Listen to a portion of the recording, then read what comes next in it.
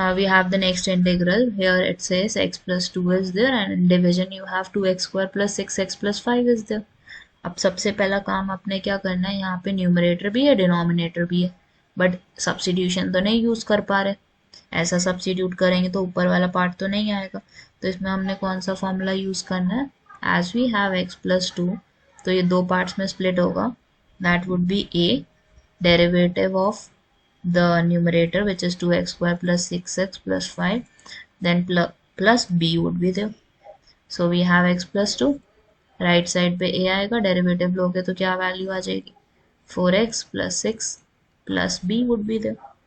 अब इसका मतलब क्या हुआ कि हम x plus 2 को कैसे लिख सकते हैं, as this value.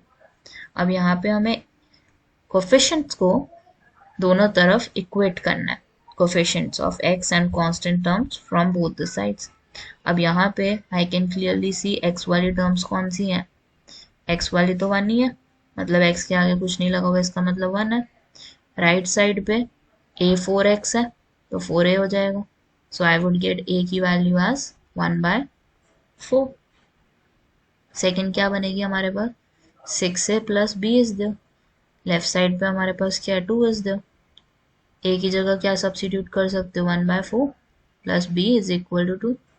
6 and 4 can be cancelled. This is 3 and this is 2. So you have 3/2 plus b is equal to 2. तो b की वैल्यू आपके पास क्या आ जाती है यहाँ पे, 2 minus 3/2. So I have 1/2 as b. अब दोनों वैल्यू सब्स्टिट्यूट करेंगे and then we will be taking the integral over it.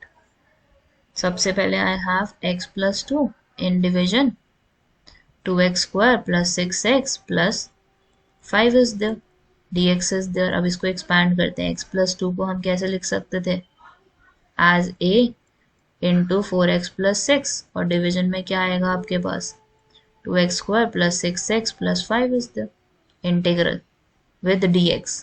साथ ही में आपके पास b आएगा और b के नीचे क्या आएगा, 2x square plus 6x plus 5 is there, dx is there. a की वैल्यू सब्स्टिट्यूट करोगे, b की वैल्यू सब्स्टिट्यूट करोगे. So a here is 1/4 and you have 4x plus 6, 2x square plus 6x plus 5 is there, dx आ जाएगा हमारा.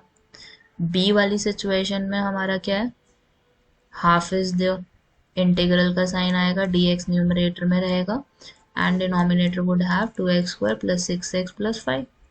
अब first situation को आपने solve करना है. Now we have the first relation, 1/4 आएगा ही आएगा हमारा यहाँ पे. उसके बाद यू कैन क्लियरली सी कि अगर हम इसमें t को लेट कर लें, so it is the differentiation of that value. अगर हम t क्या लेते हैं यहाँ पे, 2x square plus 6x plus 5, तो हमारे पास क्या बन जाएगा, ये dt is equal to 4x plus 6 dx. तो हमारे पास 4x plus 6 को रिप्लेस करने के लिए कौन आ गया, dt. Half is there. और फिर नेक्स्ट स्टेप में क्या होगा, क्योंकि हमारे पास सिर्फ डिनोमिनेटर है तो आई कैन अंडरस्टैंड कि इसमें हमें क्या करना पड़ेगा, स्क्वायर्स को कंप्लीट करना पड़ेगा. 2 can be taken common, x square is there, 3x is there, then 5/2 is there. अब इसको कंप्लीट करते हैं स्क्वायर को. सो इसमें हमें कुछ नंबर ऐड भी करना पड़ेगा एंड सबट्रैक्ट भी करना पड़ेगा. और मैंने क्या बताया था, जो b की वैल्यू होती है उसको बस 2 से डिवाइड कर दो. सो पहली चीज तो आपकी 1/4 log t आ गया. लास्ट वाले में हाफ रहेगा, हाफ नहीं 4 रहेगा, dx इज देयर, और नीचे हमारे पास कंप्लीट करना है ना स्क्वायर को. सो x square plus 3x plus 3/2 का whole square should be added and 3/2 का square should be subtracted and you have plus 5/2 in the end. अब नेक्स्ट स्टेप आपका क्या रहेगा, 1/4 log t इज देयर ना, log आ गया, t की वैल्यू हमारी क्या है, 2x square plus 6x plus 5 is there plus 1/4 is there, और नीचे हमारी वैल्यू क्या बन जाएगी, this is nothing but x plus 3/2 का होल स्क्वायर माइनस 5/2 है. 5/2 में आपने क्या करना है, यू नीड टू सबट्रैक्ट 9/4 और इसको 2 से मल्टीप्लाई कर दो.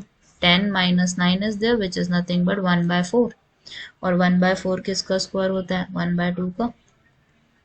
ठीक है, so you are getting x plus 3/2 का होल स्क्वायर प्लस 1/2 का होल स्क्वायर, क्योंकि पॉजिटिव वैल्यू आ रही है हमारी. अब यहाँ पे I would be taking x plus 3/2 as t. तो हमारे पास यहाँ पे क्या बन जाएगा, dx is equal to dt is the, ठीक है। इसको सिंप्लीफाई करते हैं, let's try to simplify it. So you have dt in the numerator and dt in the numerator, और नीचे क्या आएगा हमारे पास, it would be t square plus 1/2 का whole square and 1/4 as it is.